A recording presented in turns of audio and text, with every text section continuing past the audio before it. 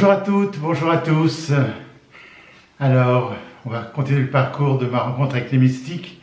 Je voulais simplement préciser pour la vidéo sur Sœur Olive Danzé. Je me suis mélangé dans les dates. Alors certains ont rectifié d'eux-mêmes, d'autres m'ont fait de la gentille remarque, et d'autres m'ont agressé carrément, voilà, parce que je me suis trompé dans les dates. Bon, c'est pas très grave, ce qui compte, parce que je suis pas Pierre Bellemare, je suis pas une Bible, je suis pas une encyclopédie non plus, donc vous rectifiez par vous-même. Ce qui est important, c'était de faire connaître Olive Danzé, voilà, donc je me suis trompé, donc veuillez prendre mes excuses pour les grincheux, voilà. Et puis aussi, j'ai reçu beaucoup de courriers en me disant de parler du Padre Pio, mais je ne vais pas parler du Padre Pio, parce que le Padre Pio, ça a été fait, refait, refait, et ce sera encore refait. Bruno Gröning, on m'a demandé de parler de Bruno Gröning. Non, je ne parlerai pas de Bruno Gröning, ce grand guérisseur, parce que ça a été fait, etc. Et on m'a cité toute une liste de mystiques auxquels je ne ferai jamais, parce que j'ai expliqué au début de ce cycle de conférences sur les mystiques, je ne parlerai que de mes expériences personnelles, quand je suis allé sur les lieux où ils ont vécu et des signes que j'ai reçus d'eux. Voilà, c'est tout uniquement. Donc je ne vais pas faire tout l'évangile, toutes les religions, simplement les mystiques avec qui j'ai eu, on peut dire, une intimité, un signe, enfin on appelle ça comme on veut, voilà, uniquement. Parce que sinon après, on prend un livre, on lit l'histoire, hein, et puis on en apprend beaucoup plus, hein, voilà. On va parler aussi de Maître Philippe de Lyon, oui, je connais bien sûr, je connais tous les mystiques, mais je n'ai pas eu d'expérience personnelle. Une toute petite avec Maître Philippe, mais qui n'a aucun intérêt à vous expliquer, voilà. Aujourd'hui, je vais vous parler de Marie-Julie Jahenny. Alors, elle est née en 1850 et elle est décédée en 1941. Alors, raconter sa vie, c'est très très compliqué parce que c'est spirituel, politique, religieux, oh là, c'est compliqué. Donc vous pourrez aller voir sur Google, Marie-Julie Jahenny, il y a des vidéos, et puis il y a des explications aussi, il y a des forums où on en parle, alors en bien, en mal, peu importe qu'on en parle, elle a été mystique, stigmatisée, elle a eu les stigmates complets, de la couronne, on lui a changé 3 fois la couronne d'épines sur la tête. Elle a eu l'anneau mystique aussi. Alors l'anneau mystique, c'est un anneau de lumière qui est à son doigt que elle simplement ne voit. Sœur Hyménée de Jésus avait aussi l'anneau mystique. J'ai oublié de citer ça aussi. J'ai oublié de citer. Elle avait l'anneau mystique. Et une nonne, une fois dans le monastère, a vu son anneau à son doigt. Voilà. Donc Marie-Julie avait l'anneau mystique.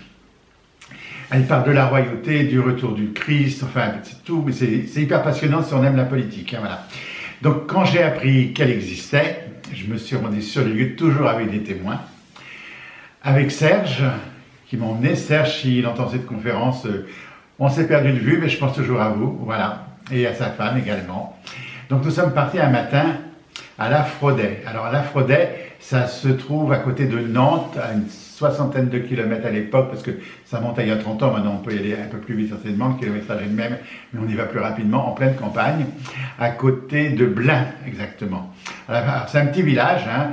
À l'époque je suis allé, il n'y avait pas de maison, il y avait de la terre battue, et quand on est arrivé chez Marie-Julie, la maison elle a vécu, on rentre dans sa maison, on voit sa maison et on voit sa chambre. Alors, contrairement à Marthe Robin où on peut rentrer dans la chambre, là on est fermé par une vitre en verre, on n'observe que la chambre, voilà. Une chambre où il se dégage une énergie, mais alors, comme dans tous les lieux où les mystiques ont vécu, hein.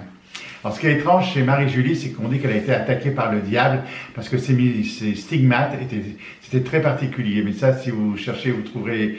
Moi, j'aime bien le merveilleux, mais j'aime pas les phénomènes glauques. Voilà. Donc il y a un peu de tout. Voilà. Mais dans le village, quand elle vivait, elle avait son fan club, elle était aidée par des gens. Aujourd'hui, il y a une association, l'association Les Amis de Marie-Julie. Et on l'appelait la petite Violette.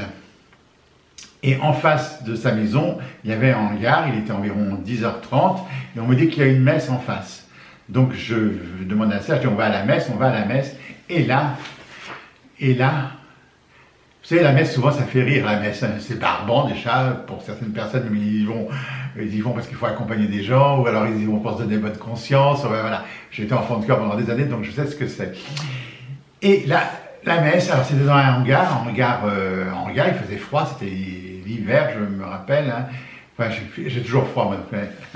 Quand il n'y a pas de soleil, j'ai froid. Mais il faisait froid dans ce hangar. On était, mettons, une vingtaine.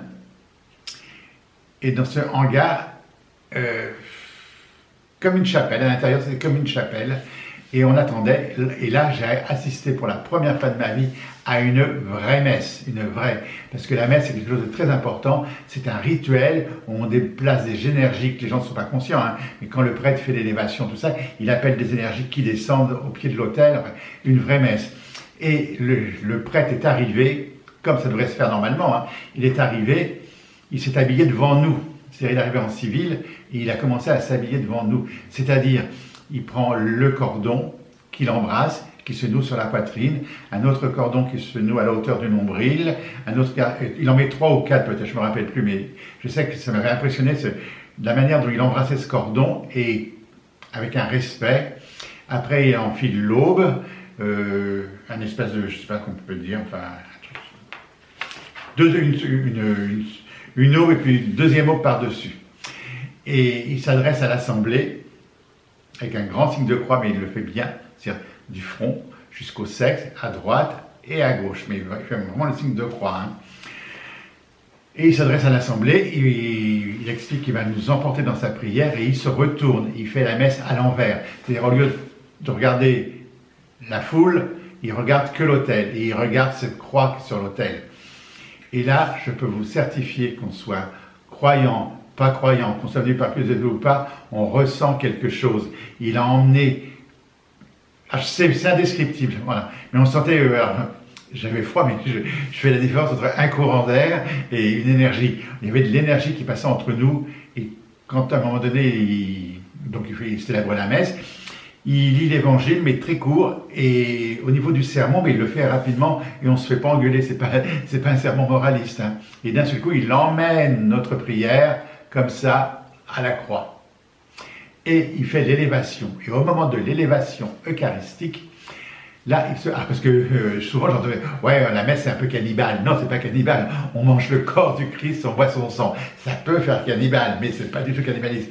Et au moment où il fait l'élévation, et bien, quand il regarde dans l'hostie, là, le prêtre, il voyait quelque chose. Il voyait quelque chose.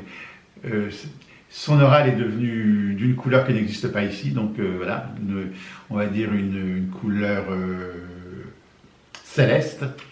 Quand il a reposé le calice, il s'est agenouillé, ce que les prêtres pratiquement le font pas trop maintenant. Il a repris le calice pour le sang, le vin et l'eau, pour que ça se transforme en sang. L'élévation a duré un petit moment et il est redescendu. Voilà. Et là, pendant cet instant-là, il était illuminé de lumière. Et puis, il s'est retourné, il nous a emportés à nouveau dans sa prière, il a distribué la communion. Et là, c'était un moment un peu hors du temps. Voilà.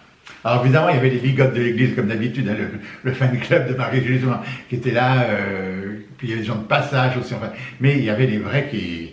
Et là, c'était la plus belle messe que j'ai assistée parce qu'il s'est passé quelque chose. Et au moment avant où il a nettoyé avec l'encens, il a encensé la salle. Alors la salle, c'est pour enlever les mauvaises énergies et donner les bonnes, et faire descendre des bonnes énergies. Et là, l'encens, au lieu qu'il monte partout comme ça, il a entouré tous les gens qui étaient dans l'assistance, comme ça. Et donc on était dans un cercle de lumière, d'encens, de fumée, et hop, notre prière était partie. Donc c'était merveilleux. Et quand je suis sorti, ben, j'étais un peu dans les vapes, et une dame, elle me dit, ah, regardez, il y a des petites violettes partout. Et quand on est sorti, il y avait des violettes sur tout le sol, et on l'appelait la petite violette. Donc j'ai pris ça comme un signe. C'était quelque chose de merveilleux. Donc c'est une mystique qu'on peut lire sa vie, on peut lire son histoire. Alors c'est... Je peux dire que c'est cruel, mais voilà, c'est glauque quelquefois, mais c'est une enfant de Dieu, elle a été choisie par Dieu, elle a été attaquée par le diable, elle avait des stigmates, enfin c'était un peu... Voilà. Donc Marie-Julie Jaini, voilà. Après, je voulais vous parler de Thérèse Neumann.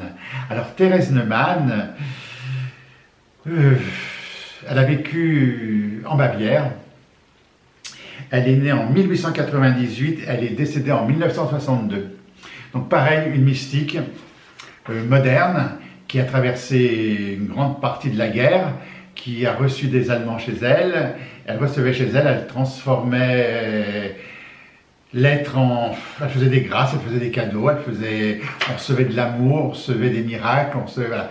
C'est une femme exceptionnelle qui n'a pas mangé pendant des années, pareil, donc elle est passée devant la science, hein, et il existe un livre sur elle qui s'appelle Thérèse Neumann, La crucifiée, devant l'histoire et la science. Donc je vous mettrai le livre en couverture. Là, c'est magnifique. Alors, les stigmates, c'est pareil, hein. Pourquoi ils souffrent tant, pourquoi ils sont stigmatisés, ça je ne saurais jamais vous l'expliquer. Mais Thérèse Neumann a eu des stigmates, il y en a un, ça s'appelle les stigmates sanglants. Donc moi, je ne suis pas pour vous mettre des photos ensanglantées, je vous mettrai des photos d'elle rayonnantes, hein, voilà. Et je suis allé dans sa maison, voilà. Enfin, non, je ne suis pas allé dans sa maison, je suis passé devant sa maison quand je suis allé à Munich. J'en ai parlé à des gens, on m'a demandé s'ils connaissaient Thérèse Neumann. Ils m'ont dit oui, on a entendu parler et tout. Donc je suis allé là-bas, dans sa maison, enfin, devant sa maison. C'est quelque chose d'assez impressionnant. Et quand j'ai appris tout ça, j'ai voulu faire une conférence sur Thérèse Neumann pour faire connaître aux gens. Donc j'écris ma conférence. Alors quand on fait une conférence à Paris, à la salle Psyché où je passais, ça je vous la cite à chaque fois, on prévoit 1 an avant ou 8 mois avant les dates. Hein, donc j'avais prévu Thérèse Neumann, et puis la date arrivait, donc j'ai écrit ma conférence. Et le jour où je devais la donner, une angoisse, c'est rare quand ça me prend. Je me suis dit, mais il va y avoir personne, ça va intéresser personne. Elle est bavaroise, on est en France, bref, un coup de calgon. Donc je prie très très fort chez moi, donc partir à la conférence. La conférence était à 15h à l'époque. Je prie très fort vers 13h et je demande à mon guide, je dis je veux un signe pour savoir si ma conférence allait bien, sinon je vais trembler, sinon je ne vais pas y arriver. Enfin je ne sais pas ce qui m'a pris ce jour-là, voilà. Certains diront que j'étais attaqué par le diable. Bref, je pars pas tranquille. Et normalement je vais à pied, j'allais à pied de chez moi jusqu'à la salle. Et là je prends le bus. Le 83. Donc j'étais bien en avance. Et comme je vois que je suis en avance, je descends 2 stations avant la salle Psyché. Et je passe par une galerie, je crois que c'est, je ne sais plus le nom, enfin dans une galerie où il y a des antiquaires, des bouquins, des bouquinistes, des fabrications de jouets en bois, enfin, des boutiques. Voilà. Et j'arrive devant un antiquaire et il y avait des bacs avec plein de vieux journaux. Alors pour ceux qui sont de ma génération, qui se rappellent du magazine Noir et Blanc, voilà, un magazine de Potam de l'époque, ça s'appelait Noir et Blanc, il y avait des vieux magazines de Elle et des vieux Paris Match, et je regarde un Paris Match comme ça. Je tourne, et là, en couverture de Paris Match, Thérèse Neumann l'a stigmatisée. J'avais mon cycle, j'étais soulagé. J'achète le Paris Match qui m'a coûté une fortune quand même, parce que le mec, il vendait des vieux numéros, mais quand il a vu dans l'effet où j'étais, il a dû augmenter le prix. Voilà. Donc, alors, je voulais vous le montrer, mais moi, vous savez, je suis un peu vieux garçon, maniaque. Quand c'est sacré pour moi comme ça, je range. C'est dans une malle et j'ai pas retrouvé la malle. Mais je la montrerai un jour. Voilà.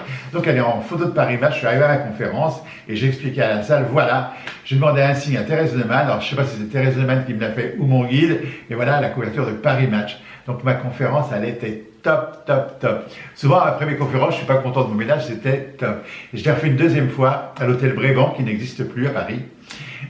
Pareil, j'ai fait Thérèse Neumann, c'était...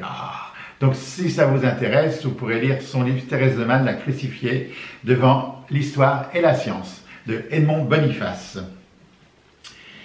Après, je voulais vous parler du père Daniel Brottier. Alors, qui est Daniel Brottier? Eh bien, ceux qui ne savent pas, vous avez tous entendu parler des orphelins apprentis d'Auteuil. Voilà. Eh bien, c'est lui qui a été directeur de la fondation des orphelins d'Auteuil. Alors, les orphelins d'Auteuil, ça remonte très très loin. Le premier qui a fondé ça s'appelait l'abbé Roussel. Voilà, Roussel. Aucun lien de parenté, parce que les gens font vite les trucs. Voilà.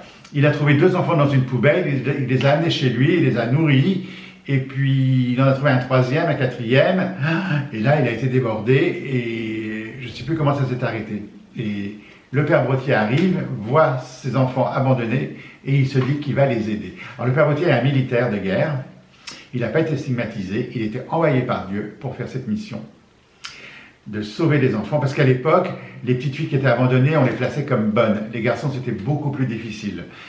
Donc, il prend un enfant, 2 enfants, 3 enfants, et c'est bien beau les enfants, mais il faut en faire quelque chose. Donc, il leur apprend un métier. Et aujourd'hui, de nos jours, la Fondation d'Auteuil existe toujours, et on forme des jardiniers, des menuisiers, enfin, tous les corps de métier artisanal, et souvent, ils gagnent le prix de meilleur ouvrier de France. Voilà. Donc la vie du Père Brottier, elle est magique, elle est pleine de miracles et pleine de merveilleux. Et le merveilleux, ça existe pour le commun des mortels également. Mais il faut avoir cette foi en verra. Alors il n'avait pas d'argent, mais l'argent tombait du ciel, paf, comme ça. Donc ça tombait pas quand même, c'était des gens qui lui amenaient de l'argent comme ça, qui faisaient des dons. Voilà.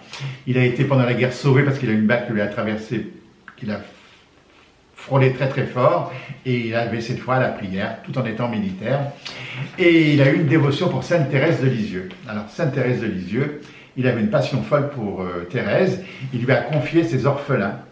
Et on dit que du haut du ciel, c'est Thérèse qui a géré un peu les orphelins, l'argent de la manière dont ça arrivait. Et il a fait construire une église dans la Fondation d'Auteuil, rue Fontaine à Paris, dans le 16e arrondissement, où on peut aller, où il est enterré.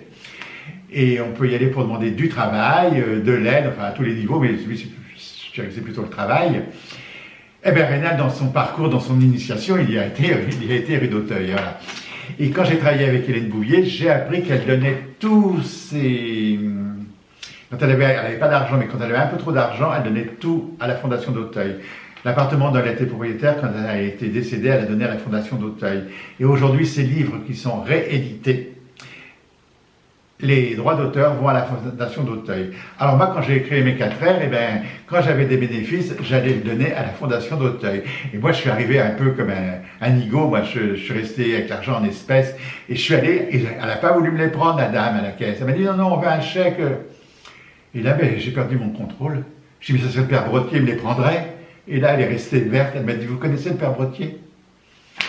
Voilà. Donc ça, des gens qui travaillent dans une fondation, qui connaissent le Père Brottier, qui sont étonnés que les gens le connaissent. Voilà. Donc elle a accepté mon don. Voilà. Donc j'ai une grosse dévotion au Père Brottier. Alors pareil, j'ai écrit une conférence sur le Père Brottier pour que les gens viennent, nombreux, et les bénéfices étaient reversés à la Fondation d'Auteuil. Mais qu'est-ce qui se passe? Une fois que ma conférence est écrite, coup de calgon, je me dis mais ça va jamais, Fondation d'Auteuil, il n'y aura jamais personne non plus. Père Daniel Brottier, Fondation d'Auteuil on connaît, orphelin on connaît, mais Daniel Brottier. Bon, j'étais pas très chaud pour la faire, mais c'était programmé pour le mardi à Paris, toujours à la salle Psyché. Je pars le jeudi à la recherche de bouquins dans des librairies et je trouve pas grand-chose. Hein. Je vais à la Fondation d'Auteuil, bon, il y a des bouquins, mais c'est romancé, enfin c'est... Bon, romancé, ça va pas plaire aux gens. Je dis ça, mais ouais, mais c'est bien allégé quand même. Hein. Il y a des bandes dessinées, il y a tout ça. Enfin. Donc je prie la registre, j'aimerais bien un signe du Père Brottier. Alors là, je demande carrément du Père Brottier, je demande pas, donc j'exige, voilà, j'exige. Et j'ai un copain qui me dit, Rénal, qu'est-ce que tu fais? Je dis, ben, je vais à une conférence mardi, donc je bouge pas. Il me dit, ben, je vais voir une amie à la campagne que j'ai pas vue longtemps, tu veux venir? Et je me dis, oui, ça va me changer les idées. Donc on part chez cette dame à la campagne, qui nous présente son mari, a été remarié. Le monsieur un peu froid, hein, mais bon, il nous reçoit gentiment, on fait un tour dans la forêt. Mon copain et son ami, ça parle, et le monsieur me parle à moi, puisqu'il ne me connaissait pas. Il commence à m'expliquer ses jardins, ses plantes vertes, ses roses trémières et tout. D'abord, j'ai encore des graines. Et on arrive à l'heure du... avant un peu l'apéritif, et ce que je déteste le plus, généralement, c'est quand on sort l'album photo de famille.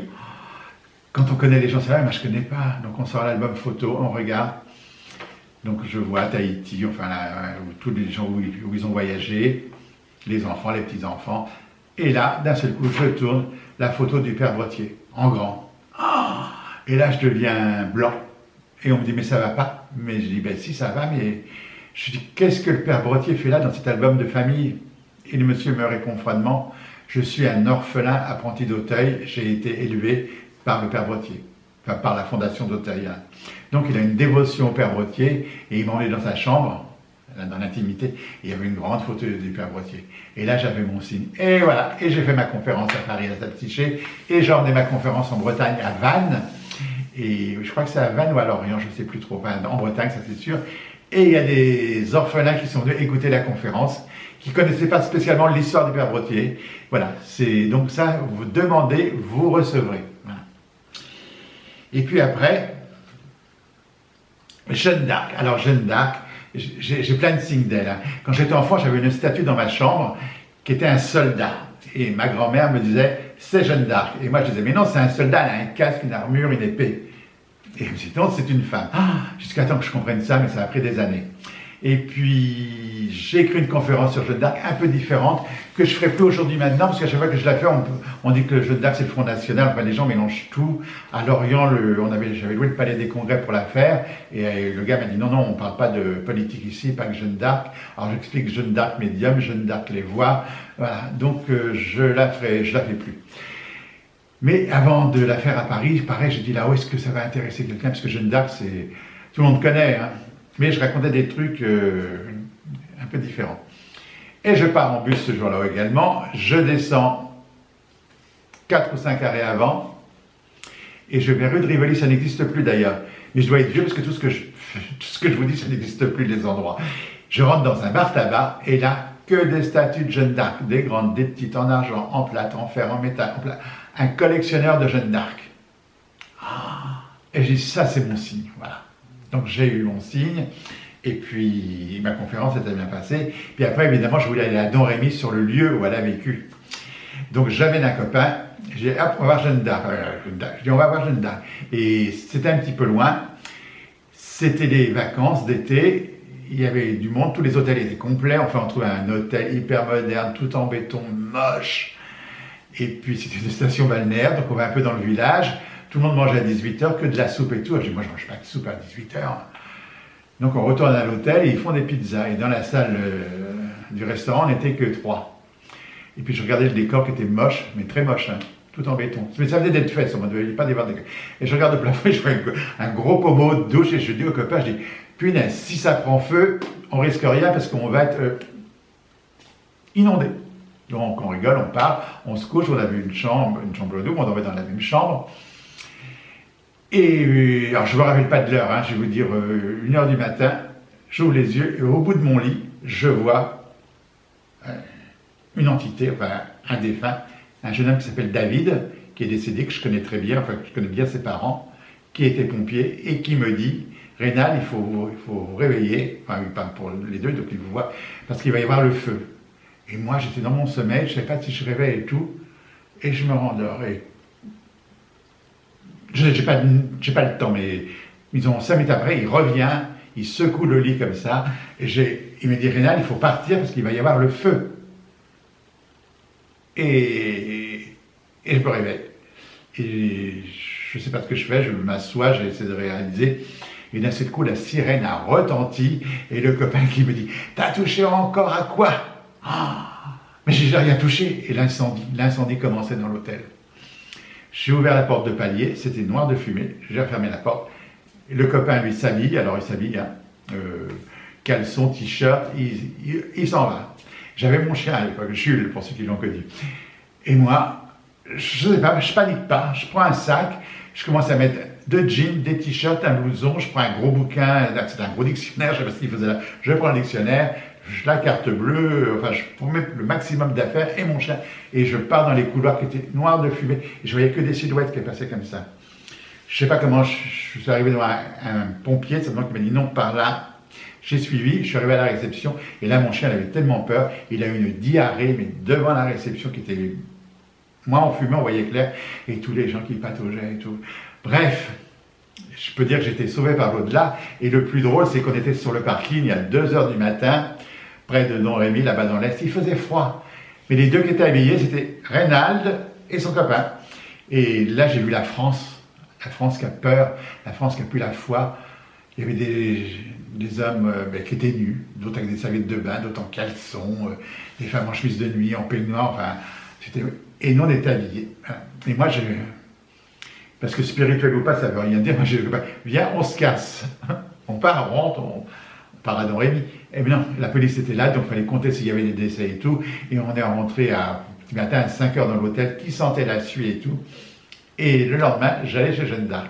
Donc sauvé par l'au-delà, parce que Jeanne d'Arc était pour quelque chose. Mais le lendemain à l'hôtel, patatrac, on arrive dans un hôtel. qui était juste à côté de la basilique.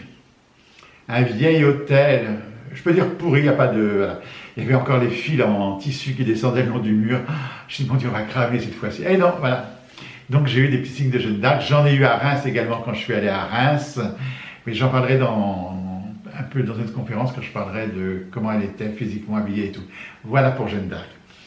Et puis, je vais vous parler de ma bonne Thérèse de Lisieux. Alors, Thérèse de Lisieux, c'est une aventure, Thérèse. Hein. Elle est connue dans le monde entier. Sainte, oui, Sainte Thérèse. Pourtant, elle n'a jamais fait de miracle, mais elle a converti tellement de gens.